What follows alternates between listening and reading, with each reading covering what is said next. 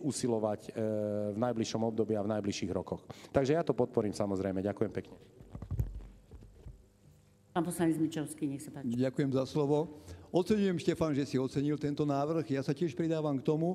Mne sa tam páči, že je tam ten piktogram a nejak mi to pripomenulo nedávny štatistický výskum, že tam, kde sa používajú piktogramy, a to keď sú to možno piktogramy, ktoré sú doplnené aj nejakými konkrétnymi obrázkami, čo všetko môže spôsobiť. V tomto prípade tá štatistika sa týkala fajčenia, takže to má veľmi vysoký účinok. Takže možno aj v tomto prípade nielen, že to treba podporiť, ale možno, že aj v ďalšom slede rozšíriť o to, že by nezaškodilo. Ak navrhovateľ píše, že tam dochádza k nejakým fyziognomickým zmenám, keby sa možno kvôli väčšej pôsobivosti tohto upozornenia, ktoré zrejme istá časť žien naozaj potrebuje a napokon osvety nikdy nie je dosť, keby sa ten piktogram štandardný doplnil aj možnými zmenami, ktoré je možné pri nedodržaní abstinencie spôsobiť nenarodenému dieťaťu. Totižto tie pohľady na to, čo fajčenie dokáže spôsobiť, sú údajne tak pôsobivé, že sa znižuje fajčenie v krajinách, ktoré to používajú. Myslím, že medzi ne patrí Austrália, ale nie som si istý, veľmi štatisticky významným spôsobom.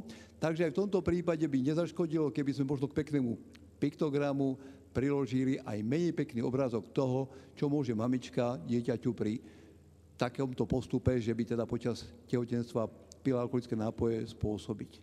Takže ja to podporím, mne sa to páči. Reakciu, pán poslanec Kufa, nech sa páči. Ďakujem za slovo.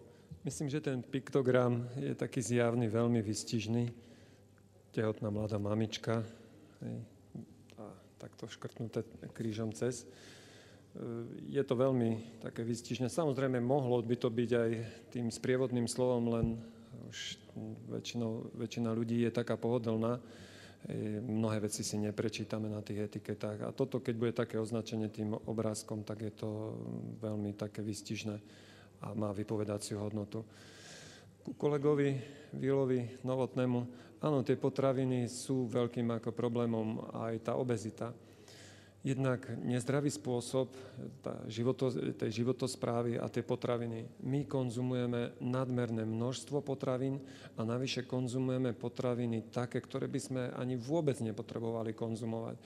A to je presne, to je pri tom poháriku, to je tá mamička cigareta a sedí pred televízorom a napcháva sa čipsami napríklad.